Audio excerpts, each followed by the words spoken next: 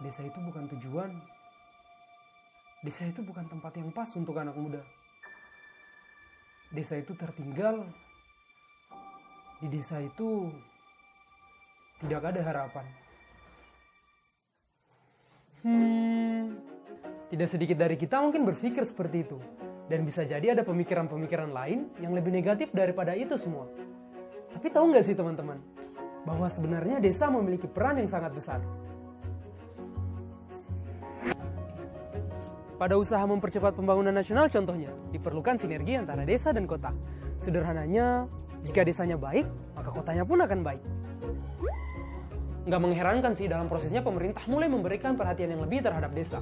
Hal ini dibuktikan dengan diterbitkannya Undang-Undang Nomor 6 Tahun 2014 tentang desa.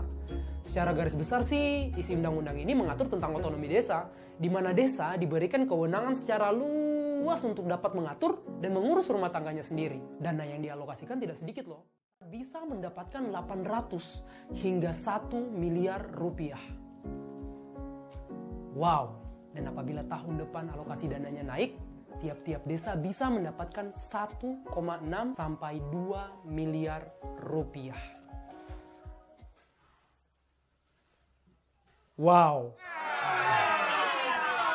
Ini bisa menjadi berita baik, di sisi lain juga bisa menjadi berita buruk. Berita baiknya adalah desa bisa lebih leluasa dalam meningkatkan kualitas hidup masyarakatnya. Ini menjadi langkah yang baik dalam mengembangkan kemandirian serta kesejahteraan masyarakat desa. Akan ada peningkatan di sektor pelayanan publik serta dapat memperkuat masyarakat desa sebagai subjek dari pembangunan. Berita buruknya adalah dengan kondisi desa di Indonesia yang begitu variatif dan besarnya dana yang dialokasikan, ini bisa menjadi ladang baru untuk para koruptor. Argumen ini bukan tanpa alasan. Indonesia Corruption Watch atau yang disingkat ICW merilis bahwa sepanjang tahun 2016 sampai 10 Agustus 2017 ada 110 kasus penyelewengan dana desa dengan total kerugian negara mencapai 30 miliar rupiah. Fakta menariknya adalah masalah korupsi yang selama ini kerap kita pandang sebagai isu elitis yang hanya dilakukan oleh orang-orang kaum atas, kini telah menjadi bagian dari realitas masyarakat di tingkat desa. Kita harus sama-sama paham bahwa di sebuah sistem yang korup, selain kaum miskin, kaum muda juga menjadi bagian yang paling dikorbankan.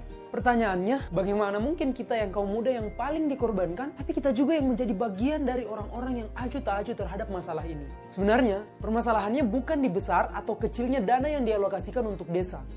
Bukan itu permasalahannya. Permasalahannya adalah banyak dari kita pemuda yang masih memiliki rasa kepedulian yang minim terhadap desa. Menghadapi banyak persoalan di negara ini, kita sebagai pemuda tidak bisa pesimis dan hanya tinggal diam. Banyak hal-hal sederhana yang bisa dilakukan untuk mewujudkan kepedulian. Kuncinya adalah kita sebagai pemuda harus selalu senantiasa mengawal dana desa ini. Hal pertama yang harus kita lakukan adalah sadar bahwa dengan dana yang luar biasa besar ini, kita yang di desa bisa mendapatkan banyak hal. Seperti menikmati jalan-jalan yang tidak lagi rusak, adanya irigasi yang baik, adanya perbaikan ataupun pembangunan jembatan, adanya sanitasi yang baik, adanya pembangunan sarana prasarana seperti PAUD dan posyandu, bisa juga untuk membangun lapangan sepak bola.